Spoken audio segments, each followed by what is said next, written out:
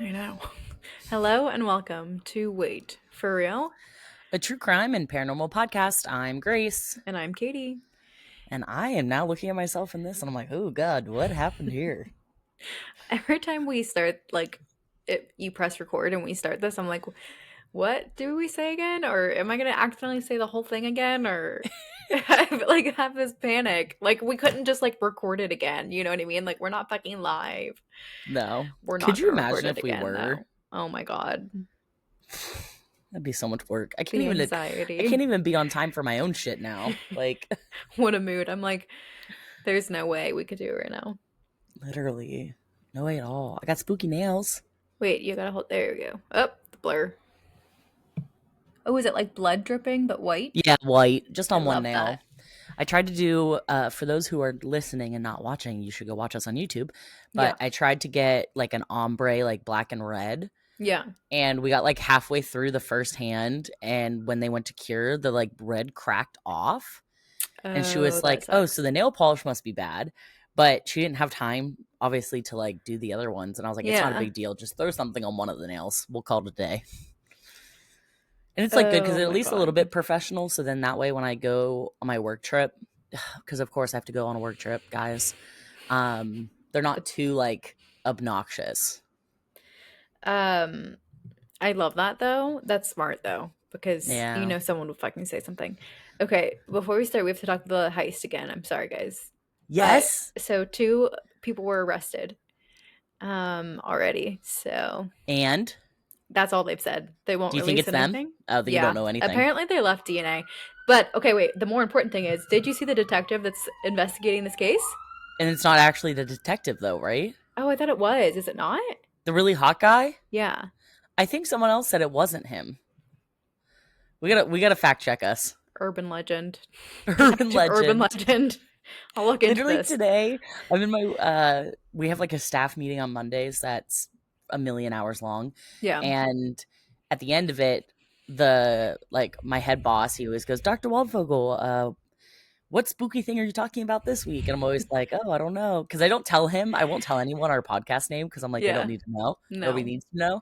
But he is the one that's obsessed with Mothman. And he's like, you That's let me so know if you're funny. going to see Mothman this weekend. I was like, I don't think I'll see Mothman this weekend, but I'll keep you You're like, posted. I don't think ever, but if we do, you'll be the first to know, sir. Literally, I was like, the first person That's I so will funny. call, I will find your personal cell phone number and I will call you, sir. Every job that Grace has, she has one at least middle to old age man who likes a cryptid because before it was Bigfoot at the Yep. last one, and now it is Mothman, which is just amazing, iconic, truly. Mothman. It really is. I You're not wrong. also have two more things. One, Yeah. thank you to the person who texted us. I haven't deciphered what you said, but Grace, I'll show you in between our episodes. We're recording two episodes today, Okay. and it's I know who it is, but the point is that they didn't say their name. I just know who you are. And two, thank you to the person that bought us coffee. That one I don't know who you are. So thank you. They decided to Oh, remain anonymous thank and we truly you. appreciate it. They bought That's us so three coffees. sweet. Yeah. Oh my God, we're gonna drink so much coffee. So much coffee. Woohoo! Okay. So now let's just dive in because Okay. this is quite a case. I feel like the same as last week where I'm like, how did we not know about this? Or maybe You we know did. what? The crime keeps being committed, man. My worst fear is that I'm gonna be like, how do we not know about this? But it's something we covered already. Listen, I've already done that once, so you're fine. You're Yeah. due. Okay. So Chelsea Ellen Bruck was born on January 28th, 1992 in Trenton, Michigan to Matthew and Leanda Bruck. Okay. She is the youngest of five kids. She has three older sisters, Jennifer, Megan, and Cassandra, and they were known as the Bruck girls. Okay. Now, I was about to be like, I don't know where this was. It literally said Michigan. Keep it together, Katie. We're 5 minutes in.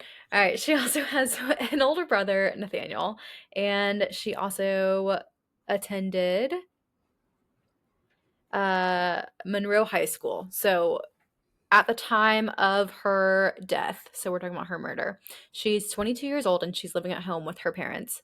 And Dang, that's so soon. What are you listening for? Archie Don't just like, don't scare me. it's Archie's fault. He just like sat up. He was in a dead sleep, sat up staring at the wall. I don't see anything, but we're already off topic. But if you've been listening to us from the beginning, this is very on brand. But I have one time I was FaceTiming with Grace and I had to traumatize her with me because I kept being like, I'm seeing something running back and forth in my kitchen. And it was definitely a mouse. And That was really anyways, dramatic. it was really dramatic. Whatever, your dad's an exterminator. I thought you'd be like, this is what you live Supportive? for, you No. know? No, she's You're like, like, fuck something's you. running back and forth in my kitchen. I'm like, okay, there's the demon. Yeah, literally. God Well, dang. it or something lives in my walls and I'll hear it like crawling around from Wait, time to time. I have a sidetrack story too, but I'm gonna put it in Okay. the next episode because it's a Halloween Okay. themed question Okay. story. So I'll hear it I'm crawling gonna in the write it down. walls. Anyways, I name all of my things that live in my home. And so this one's name is Matilda, Matilda the mouse. So maybe it's just her crawling through the walls. But I Matilda can't the mouse. hear anything because of these fucking headphones. All I can hear is Grace. Yeah, So I that's was why I do like, one off. that's why I was like, am I like, is it my windows are also right there? And I Is was like, Matilda here? hello, ghost. Okay, we're going back to the case. Yes, 22 years old when she Yes, dies. and she's living at home with her parents in, it's called Maybe, like Bee at the end, Michigan. I'm not saying maybe it's Michigan. It's a town called Maybe in Michigan. Okay. She had been working at a restaurant called Olga's Kitchen as a hostess for 4 years at this point, and she worked there with her friend Becky Brinson. And the two are looking forward to an annual Halloween party that happens at this guy named Big Mike's house. I know a Big Mike. Love it. I feel like every town has to have one. You know what I mean? Literally. They've been looking to the forward to this for all the entire summer, and he, like I said, it's an annual thing, so it happens at his mother's property in southeast Michigan in Monroe County. Chelsea and Becky began planning out their costumes and they decided to go as Batman villains. I know that Chelsea picked Poison Ivy, but I wasn't able to find what Becky chose. Okay. So she puts the full costume together. What My happens? cat's freaking me out. Sorry. Why? Now he's closer to the wall. He definitely Maybe sees there's something. an I just don't know what it is. maybe it's like a Maybe it's a ghost. maybe it's an ant. Yeah. Okay. Archie can't see food right in front of his face. You think he sees an ant across the room? You're the Okay. one. Jeez. Uh, It's going so well, guys. I know. I'm sorry, guys. This is so chaotic. So she has the full poison ivy. Going back to the episode, not talking about Archie anymore. Full poison ivy costume, bright green tights, a leotard. She glues on uh, the vines, the ivy. That's cool. She gets uh, a wig, and then she also gets a wine jug that she relabels poison, and she carries it around with her at the Oh, I party. love that. Now, Big Mike's full name is Mike Williams. And the Halloween party takes place on Saturday, October 25th. We're in 2014. Okay.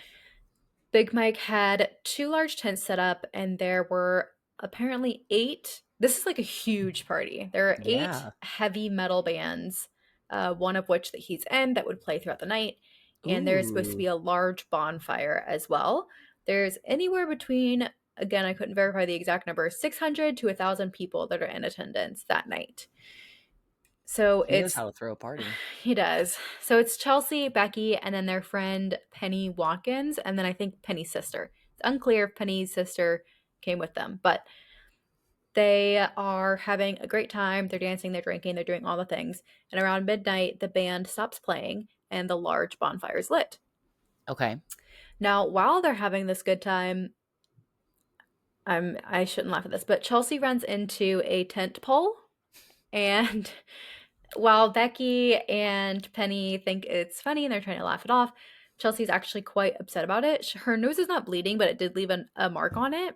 Oh no. And she says she wants to go home. She's upset, but they're able to get her to rally and go back to partying. They're like, it's okay, you're okay. So around 1 a.m. on October 26th, so it's still the night of the party, Okay. all three girls decide that they're going to leave. And earlier the night, Chelsea had asked Penny if she could give her a ride home. And so Penny was like, yes, of course. However, Penny's sister at the time wanted to go home because she had to work early in the morning. And Penny and Chelsea had lost sight of each other. So after kind of looking around for Chelsea, she decides she's just going to go home. She's like, That's a she dick probably, move. well, it kind of gets a little bit worse. And of course, like, this is nobody's fault but the killer, but this is just truly unfortunate. So she leaves, and then Becky is also looking for Chelsea to try to figure out, like, did she get a ride home? What happened? And she's not able to find her, and she decides that she's also going to go home. But the thing that is really upsetting about this is that Becky had Chelsea's cell phone because her costume didn't have any pockets. So So she couldn't she, even give her phone. right, so she leaves with her phone. The next morning, or I guess I should say later that morning, October 26th, Becky calls Leanda, Chelsea's mom, to say, hey, I have her cell phone. I'll be home all day if she wants to come pick it up. And she leaves a voicemail for this. At the same time, Chelsea's family is beginning to worry because she had not come home from the party and Okay. she hadn't contacted anybody.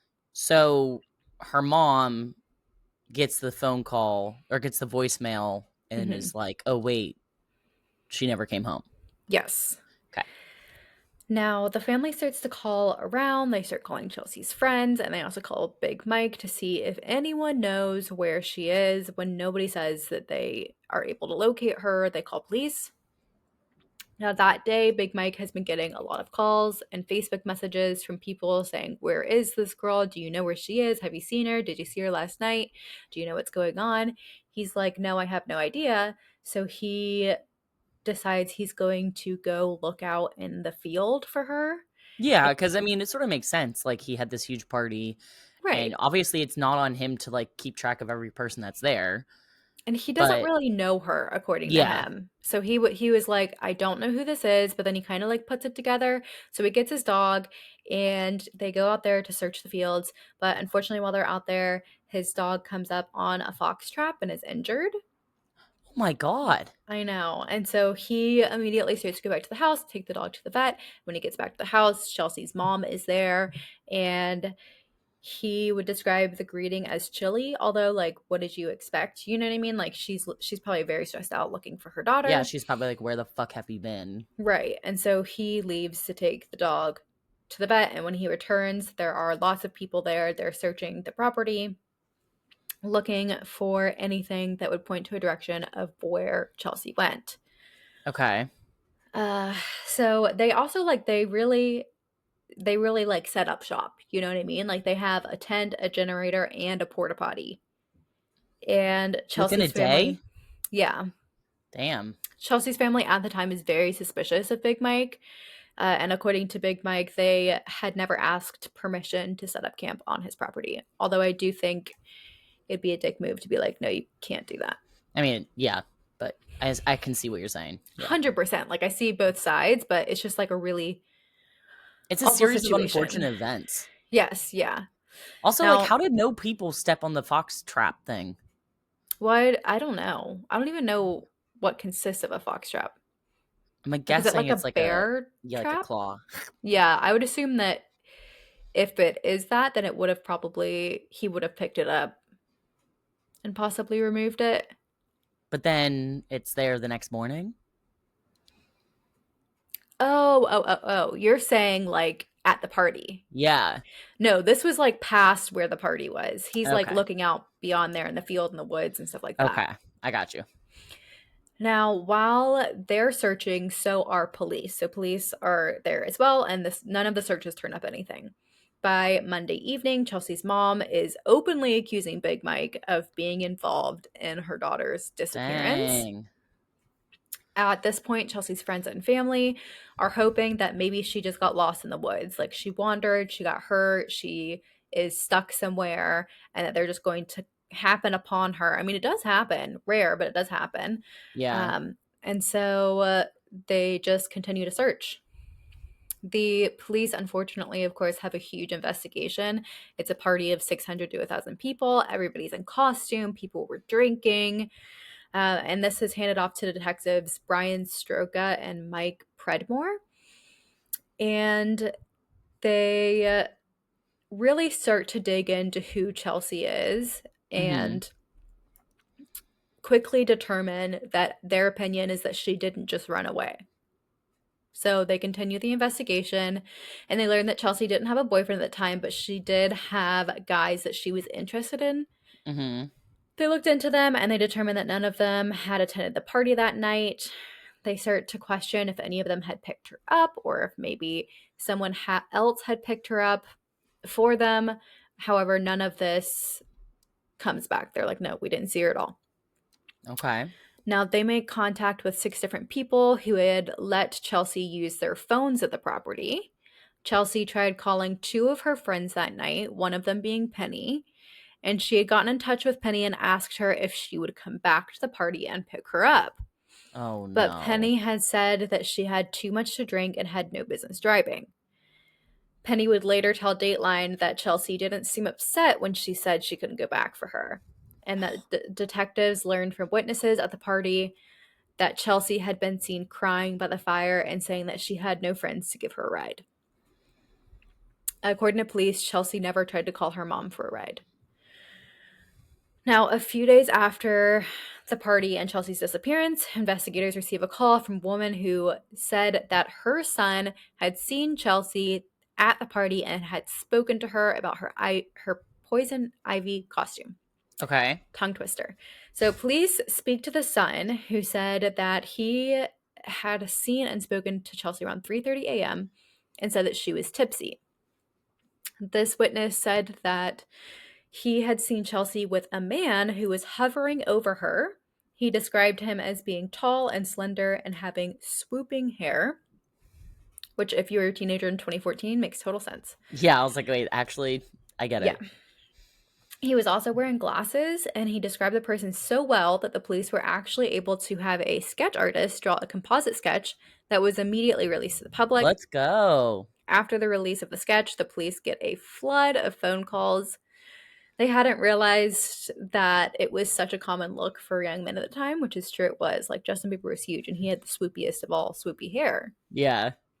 Um, and so Big Mike had said that a lot of people looked like that, including some members of the metal bands that had played at the party, and with the theory that they could have had something to do with it, whether she left with them or otherwise. The police asked the FBI to step in and assist in tracking everybody down because not everybody lived in that area. And also, like, time is of the essence at this point. Yes, 100%. Next, the police receive a tip about a man named Harlan Bird. Now, Harlan goes into the police station and said that he had been at the party with his best friend. Harlan says he saw 2 men harassing a female in the parking lot and said that they were shoving, pushing, and assaulting her and that she was crying and yelling for help. According to Harlan, he went to help Chelsea and got some of her blood on his t-shirt in the process. And What? he's able to describe everything she's wearing, even the wig and her appearance. He then says he puts her in the back seat of a red 4-door car, but of which he doesn't know who the owner is. So I don't know like where this car is or how it was unlocked, but he said that he then went into the party to look for someone who knew Chelsea that could maybe like help her or get her home or whatever. And he tells police Okay. that he was gone for 5 to 15 minutes. And then when he came back, that both the car and Chelsea were gone. The police asked him if he had the shirt that he was wearing that had her blood on it, and he said yes, but he didn't know if his girlfriend had already washed it. He asked police if they could still test it despite it being washed, and they said no. They kind of go back and forth about the blood because his story about how the blood got there isn't making any sense. He said that she had a bloody nose Also, and why that would you come forward? Sorry, continue. right, and that she had like rested her head on his shoulder or chest, and that's how the blood got on his shirt. They ask him point blank, "Did you kill her?" And he's like, "No." They're like, "Your story isn't making sense." And finally, he comes out with it. He made the whole thing up. He never saw her that night. He thought that it would make him look good. It's all bullshit. Wow. Yep. And Damn. the police make note of this. They're like, "You sketchy motherfucker." So, of course, he's arrested, by the way. He's arrested and charged with filing a false, like, or for lying to the police. And then he also remains on police radar because they're like, "Why the fuck would you do that?" And they Yeah. always say, like, people will integrate themselves into an investigation. So, Yep. Chelsea at this point had been missing for over a week when her family holds a candlelight vigil and prayer service at St. Charles Catholic Church in Newport, Michigan. And Leanda made an appeal to the public for anyone to come forward with any information, saying somebody knows something. At this point, they have moved their search headquarters from Big Mike's property to a bank, like a vacant. Oh my god! Vacant. Thank you. I was like, I don't know what's happening to me. Bank in town, and the searchers divided up into groups to search in specific neighborhoods, and they put up missing persons posters with purple ribbons. Okay. Now, fast forward, we're in the first week of January 2015. Oh, Police, shoot. yeah, police receive a tip, and they hope that this will be the break in the case that they've been looking for. So a woman went into the police station and tells investigators that her ex-boyfriend had confessed to killing Chelsea. The detectives bring in Carrie Carr into an interview room where she tells them that she wanted her ex locked up. She said What he the couldn't fuck? be questioned and released, though, because if he was, he would come after her and her child. After hearing this, investigators bring in Carrie's ex boyfriend for an interview. They told him everything that Carrie had relayed to them without mentioning her by name, and he told Yeah. police that he and Carrie had been having problems for quite a long time, and he believed that she was doing this to get him in trouble. Yeah. With this, Carrie is brought back in for additional questioning where she admits to lying and making up the story to get him in Oh trouble. my god. These people suck. I know. Now, the investigation continues over the next couple of months into late March of 2015. The police get a call from a woman who lives not too far from Big Mike's. Her name is Cheryl Retzloff, and Okay. she was walking the perimeter of her property on Sunday in late March, like she did every year as winter came to a close. And she said that she always finds a bunch of things when this happens just because, like, the snow melts and, like, Yeah. whatever. She finds things like cameras hanging from trees, car radios, speakers, cases of booze. But on this walk, she finds a shoe. It is a leather, flat, red shoe and is similar to a Mary Jane style, which, if you don't know what that is, it's for the listeners, it's a flat that has like a strap that goes across your foot as well. Yeah. She threw it in her trash bag and moved on. But when her husband came home and asked what she found this time, she told him about the shoe, and he was instantly like, hold on one second. He thought about Chelsea Bruck and thought it was Yeah. possible that the shoe was hers. So she calls the sheriff's office, they photograph the shoe, and they send it over to Leanda. Leanda, as well as several other family members, are able to confirm that this is, in fact, Chelsea's shoe. Oh shit. Yep. So this gives them hope. They're like, okay, maybe we're going to be able to find her because this is at least something. However, they search several miles around the area where the shoe was found and they find nothing else. Chelsea Okay. had been missing for 5 months, and the only thing that the investigation had turned up was her shoe. And at this point, police get a call from a man named Eric Kassab. Eric and a friend of his were searching for scrap metal to sell for cash and stumbled upon an abandoned building. They went inside looking around and they saw something that looked like fake plants. They also saw a red wig and initially decided they didn't want to pick it up because it looked creepy. When Fair. Eric's friend told him that it was a poison ivy costume, they picked it up and debated on keeping it, but ultimately decided it wasn't worth their time. But a week later, Eric was at work when he saw a poster of a missing girl wearing a costume that looked like the one that they saw in the abandoned building. Eric was unsure if he should report it initially because he felt it would look suspicious since he had touched it. He knew that his DNA was on it and that they could bring him in for questioning and, watches all the Yeah. TV, that kind of thing. So, however, the costume just kind of like ruminates in the back of his mind. He tells his sister about it at Easter, and she says, "You have no choice but to go to the police. And if you don't, I will." So Eric makes a call that Easter and sorry guys, investigators make their way to the abandoned building. When Now, was it that he had seen it? Do we know? so Like, I think it's about a month in between when he okay, sees it and when he actually calls. gotcha. When they arrived, they had a feeling that it was Chelsea's costume. The costume had been ripped in two places and was sent to a state lab for testing. Okay, Detectives searched the area for any additional clues, and Eric Kassab was brought into the station for questioning. When being interviewed, he said that he had not gone to the party at Big Mites on Halloween and that he was home with his daughter. They also learned that his daughter's mom lived on the same road that Chelsea's shoe was found on. There wasn't anything more they could do in regards to Eric at that time, but he remained, again, like pretty much everybody else, remains on their radar. yeah, Just a breathing break. Uh, so police realized that Harlan Bird, who we talked about earlier, he's the one that had yes. made up, The like seeing this, her yeah, in the parking lot or whatever driveway, that he lived just 200 yards away from the abandoned building. So they call him back into the station for another interview. And when asked, he has no explanation as to how Chelsea's costume was found so close to his home, but he did admit to having gone into the building before. He also told investigators that he believed that somebody was trying to frame him. Harlan okay. agreed to take a polygraph test, which he passed, as you know how I feel about it. And he also submitted DNA.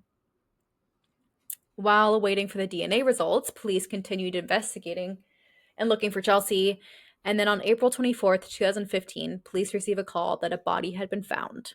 Just about 7 miles away from Big Mike's property, a dump truck pulled up to a construction site, and the land had been purchased and the owner was building their home on it. Yeah, The driver of the dump truck was backing up to the site and ended up getting stuck in some mud. He exited the vehicle to take a look at what had happened, and when he got back to the truck, he saw a body and called the property owner, who then Jesus. calls 911. When the property owner spoke with dispatch, he said he was sure that it was the girl from the missing poster, but her face was unrecognizable at the time. Okay.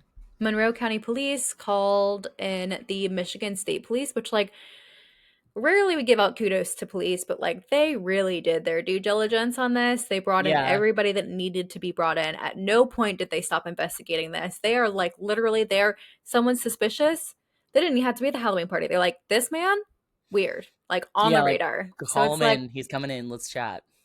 just this once, props, okay? Yeah. So they call in the Michigan State Police and they have the crime lab take a closer look at the body that had been covered in small logs and branches. Police find an artificial leaf, just like the ones that was on Chelsea's costume. And there was an absolute confirmation that it was Chelsea Bruck, but it was pretty close. Like, they're Hmm. like, we think that this is her. They contact the family right away, and they are able to confirm that it's her through dental records. Okay. So now they have a body. They're like, the pressure is really amping up for them to kind of wrap this up. And how long has this been at this point? Because you said it's like April. April, so A while. November, December, January, February, March, April, 6 months, Jeez. 6, 7 months. So the police, shortly after Chelsea's body is found, the DNA results from Chelsea's costume come back, and they learn that Chelsea's DNA and blood is on the leotard, as well as the DNA of an unknown male. Investigators enter the DNA into CODIS and receive no hits. Mm. The crime lab assures them that the sample is good and that it was just a matter of time before a match comes back. Now, with this sample, both Eric Kassab and Harlan Bird are officially cleared. Okay. Now that there is DNA, they start collecting DNA from basically everybody else. They're like, if you were in the proximity of this, give me your Yeah. DNA. Guess what? Yeah. And if you're gonna even be suspicious and be like, no, then Yeah. Well, one person does say no, and that is Big Mike. no way. Yeah. He said that his attorney had told him that he didn't have to provide DNA and if he didn't want to, and he said that he didn't want his DNA in the database because he wasn't a criminal or a felon. So the Oh, police honey. still consider him a person of interest despite him denying this. Right. And a month after Chelsea's body was found, the medical examiner releases the autopsy report. Chelsea had died from blunt force trauma to the head, and there were multiple fractures identified to her orbital bones, jawbone, and teeth. Motherfuckers. Now we're fast forwarding again. We're now in the early September of 2015, so almost a year later. Right. The man who found her body calls the sheriff's office again. He's working on the property when he finds another red shoe. Investigators made their way back out to the property and determined that it is the other shoe. They search the property once again, and in this search, they find the green tights that Chelsea had been wearing with her costume. Damn, she was so like why were they so bad at finding all this shit? I don't know. But it's like, so in the abandoned building, it was the leotard Yep. and the wig. Shoe at Cheryl's house, shoe where body was found, tights where body was found. Right. I'll try to find a map that we can include in Instagram, but it's been pretty hard to locate things for the case. So Yeah. still tracking down people from the party, the police circle back on the tip that they had received earlier in the investigation that wasn't considered to be anything big at the time. There had been a white male with a mustache that went to a man's property around 3 a.m. the morning after the party asking for a place to stay. Like, still fucking weird as shit, you know what I mean? But, Yeah, also like this like, isn't like the 70s. right, right.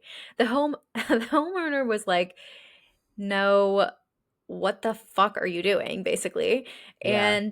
But despite that, the man decided to sleep on this guy's front porch. I would have called the cops. Oh, 100% would have called the cops.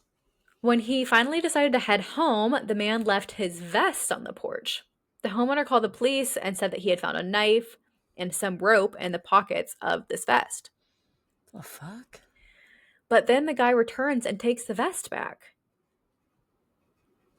Okay. So it's like, if you're going to investigate the vest, take it inside, whatever. Not going to blame this guy. So now that they, sorry, I was like, I lost my spot. No, you're good. So they decide that they're going to take another look at footage that they had recovered from the party, and they're able to spot the guy that they think may be the man that slept on a stranger's porch. Right. They put out a photo of him to the media, and he ended up coming forward on his own to speak with police. He tells detectives that he was pretty drunk that night and he doesn't remember much. The police took his DNA and scheduled a polygraph exam. But on the day that the polygraph was scheduled, the police received a call from the evidence technician saying Mm. that he had received an email and that there was something they needed to see right away. The lab sheet had confirmation of DNA that matched, but it wasn't anyone who had previously looked at. I don't know what's happening to me today. So with that, the black vest guy, whose name was never released, and Big Mike are officially cleared Okay. because now they think they know who had killed Chelsea. The DNA matched a man by the name of Daniel Clay who lived in Monroe County. The investigators on Chelsea's case had no idea who this was, but they quickly learned that he was kind of a grifter. Like, he didn't have a permanent address, and he had a few different girlfriends at the time, as well as a few kids. He is unemployed. An investigator continued digging into his past, and they learned that he had been arrested in Monroe County Police in May for stealing a backpack that contained about $700 worth of tattooing equipment, Damn. Okay. which is a felony because back then, I think grand theft was anything over 500, I $500. think. I think Yeah. now it's 750, but and that's when his DNA is entered into CODIS, and that's how they're eventually able to catch him. Despite having his DNA, locating him proves to be incredibly difficult since he doesn't have a Yeah. permanent address. And at the time, he also had 2 warrants out for unpaid child support. So So he was hiding. once he is located, they set up surveillance and made a plan for his arrest. And they're going to arrest him for the warrants and not really say anything about the murders upon initial contact. Right. Once he's located, they surround the trailer and they go to the door. However, he is refusing to come out, as felons often do. Uh, he tries to run out the back door, but there are officers also standing at the back door. So, Big shock. yep, he doesn't go anywhere. They arrest him and he goes to jail. Once in the interview room, he is asked about Chelsea and he denies knowing her, seeing her, or ever hearing of her. But he did see it on the news, is what he said. He said that he only knew who Chelsea was because of the stories that were going around, and he told detectives that he knew a lot of women, though, and that he was a lover and a real ladies' man. So that's Oh, super gross. Yeah, real ladies' man living in his trailer, unemployed. Got it. literally. He literally says, quote, "I just like smoking weed and having sex," unquote. Now, detectives America's are finest. truly the the police are like, okay, fuck this. We're gonna tell you the truth. We want to know why your DNA would be anywhere on or near Chelsea. And he said that there is no reason that it would be on her clothes or in her hair, at least to his knowledge. Detectives and Clay went back and forth on this for several times, and they continued to ask, and he continued to deny. But then finally, Clay says that there's a possibility because he did have sex with someone that night out in his car. Suspicious. Okay. After having sex, he, quote, called his baby mama, unquote, and left. When pressed, he finally admitted that it was Chelsea he had sex with, but said that she was fine and breathing when he left. He stated that she got out of the car and walked away. Police hadn't revealed what type of DNA had been found, so Clay had assumed that they were talking about semen. When Mm. investigators told him that it was actually skin cells that they found, and that only his were there, he continued denying anything more than consensual sex, and he said, quote, "I had sex with a girl, that's it," unquote. At this point, the police decided that it was time to lie to Clay. This is my least favorite police technique. I think it's dangerous. They tell Clay that this was something only Chelsea's mom and the police would know. They said that Chelsea had brittle bone disease. And when he heard this, he was like, "Yeah, I have that too. It's why I break my fingers a lot." What? Then Clay asks for a cigarette and told detectives a brand new story. He says that he had seen Chelsea walking down the road after the party and offered her a ride. He said that they had sex and things started to get freaky. According to Clay, Chelsea asked him to choke her, which he did. Then they switched positions and she was underneath him. And then she just stopped breathing and went limp. He said that he tried tapping her face, but guessed that he had choked her too hard. Jesus Christ, he's an idiot. Yeah. He says that he attempted CPR and kind of hit her on the chest a little bit. But then he freaked out, drags her body, and put her in the back of his car and didn't know what to do.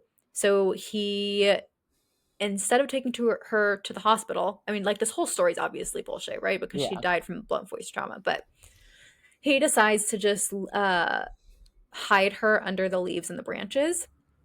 And he had absolutely no explanation as to how her costume ended up in a building 5.5 miles away. He is arrested and he's charged with the murder of Chelsea Bruck on July 22nd, 2016. Jeez. Upon his arrest, he called his girlfriend, whose name was Jessica. Now, get this, Jessica also worked at Olga's kitchen with Chelsea and Becky. Jessica What? was the one who broke the news to Becky that her boyfriend had killed Chelsea. I don't even know how I'd react, but not I favorably. Yeah, can't even imagine that conversation. no. He confessed to an accidental killing, not a murder, and he pleads not guilty to first-degree murder charges. The trial takes place in May of 2017, where the prosecution had to prove that Daniel Clay murdered Chelsea despite having no eyewitnesses and basically zero proof. The prosecution's stance was that Daniel Clay demanded something from Chelsea and she said no, so he used force to get what he wanted and killed her in the process. They believed that it was possible that she accepted a ride from him and maybe knew him, but believed that he forced himself on her. When the ME takes the stand, she states that because of the state of decomp on Chelsea's body, that she didn't have anything to evaluate on whether or not she had been asphyxiated. She said, though, that uh, it's not like a short process, basically. Like, it doesn't just take 10 seconds to strangle someone, Yeah, that it takes a lot of manual strength, and they talk about this a lot in cases like that. It's constant pressure. A person will lose consciousness within 20 to 30 seconds, and after that point, the constant pressure would need to be maintained on the neck for an additional 2 to 2.5 minutes before the victim would die. So right. basically saying, like, even if she had died from asphyxiation, which there's no true way to know, it It would have wasn't to been like minutes. right, and it's not like you accidentally did it and then she goes unconscious and she's dead. So it's like you're lying. Now, Clay had told investigators that Chelsea had removed her clothes willingly, but according to the prosecution, that wasn't possible. They presented the green leotard to the jury and stated that Chelsea would have had to be wearing the costume when she was beaten for it to have that much blood on it. There are also rips on the straps, and in the crotch area, the costume was obviously forcibly removed. Clay's defense team said that he did kill Chelsea, but it was no murder. They argued that it was a horrible accident. Like, again, they're maintaining that this is an What a accidental bunch of sick choking. fucks. Yeah. Um, Daniel Clay takes the stand in his own defense, which is everybody's right. He said that he was extremely emotional about what happened and that he had never dealt with anything like this before. He said that maybe Chelsea hit her head on the car door, which is bullshit, and that he did drop her maybe 5 or 6 times, or maybe the logs that he had placed had caused the Why didn't you come forward, bitch? right.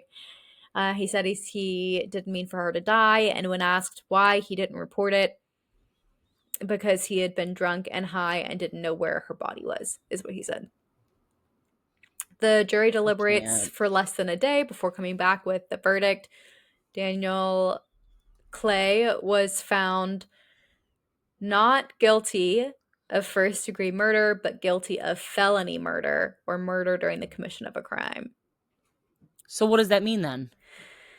Uh, so they're saying, like, well, this wasn't like first degree premeditated Fuck murder, off. but that they think that he killed her during sexual assault, and that he also was found guilty of concealing the death of an individual. His sentencing hearing took place 2 months later, and many people wore purple in honor of Chelsea. Leanda, Chelsea's mom, spoke directly to Clay during her victim impact statement. Quote, "Today, with the strength from Jesus Christ, I forgive Daniel Clay, because if I don't, all that has happened in the last 2 3/4 of a year will destroy the rest of my life. But forgiving is not forgetting, because forgetting would mean that Chelsea didn't matter, that Chelsea was not important, and that Chelsea didn't exist. Mr. Clay, I am leaving you with a Bible. Jesus came to heal our mess of a life, and I hope you'll let him and to heal your mess." Daniel Clay told the court that he would keep the Bible as long as he could and that he was sorry for what he had done He's not sorry at and all. what he put Leander through.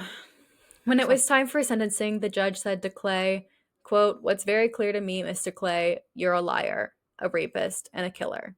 It is the sentence of this court that you be sentenced to life in prison without the possibility of parole." Unquote. His sentence for the concealment charge was 40 to 60 months on top of the life sentence. Wow. Yep. I mean, that's a good sentence. I thought it was going to be way worse, like shittier. Yeah, and so it actually Shittier as turns in out, less of a sentence. You know what I mean? yeah, and I don't have any information on this next part, but it turns out that shortly before his arrest for Chelsea's rape and murder, he assaulted another young woman, and which was in June of 2017. He was tried and convicted of that as well. Damn. Yeah. So he's in prison Yeah. and he will rot there. As he should. Holy crap. This is such like a whirlwind of an episode because it's like Yeah. something as simple as like a girl goes missing because her friends leave her at a party turns Mm-hmm. into like how many people are going to come forward and say lies. So many. Yeah. Like, at no point do you know where that story is going. That's crazy. Yeah, because the whole time I'm like, oh, it's this person. Oh, it's this person. Well, maybe it's this person. I know. Everyone sucked, though. I'm going to be It's honest. such a All the men sucked. horrible, horrible story. And I will shout out the other podcast, Killer Queens, who does Yeah. an amazing coverage of this episode as well. That's crazy. Yeah, it's insane. Dang. I can't. Oh, these men suck. I know. My allergies are like kicking in, so I've been rubbing my eyes the whole time. So if you're watching this episode, you're probably like, "Oh my gosh, is she crying?" This No, I'm episode really just. got her. Grace doesn't cry. I only cry when I'm really angry. I've learned, and that's so Yeah. stupid. It makes me more upset with myself. Yeah, Anyways, yeah, no, that I do the same thing. yeah. Ah, Okay. well, this was super depressing. Yeah, I Hope love you that guys for are us. still with us. Still These don't last go two anywhere. ones have been some heavy hitters. Yeah, but our bonus episode that's gonna come out on Halloween will Is help. yes, Yes. some good But if old you did make fashioned it this spooky stories. far, thank you so much for listening. We really appreciate it. Also, shout out to the folks that have used their methods of technology to reach out to us. A couple ways you can do that. You can send us a text. It's a link in our show notes. You can email us. Our email is waitforrealpod@gmail.com. You can find us on social media. It is at waitforrealpod. There's a pancake behind me. He's a Trying to blob. like get him to show up. I tried. Um, what else? If you liked what you had to hear, send it to a friend. Also, give us a follow, subscribe, like, comment, all those fun things wherever you found us or where you're listening right now. And our YouTube channel is Wait for Real Pod. And what else am I forgetting? Oh, if you want to help support us, just like somebody who did that bought us a cup of coffee, we really, really, really appreciate it. So there's a link in our show notes to buy us a cup. Yep, And I need some coffee, is what I need right now. same. Nothing like coffee at. It's only 6:59. It feels like it's like 10:30. Literally, it's like storming outside for me, and it's so dreary, and I'm like, bedtime. Yeah, But yeah, all right. Well, we will leave it as we always do. go to therapy. And don't forget to leave the lights on.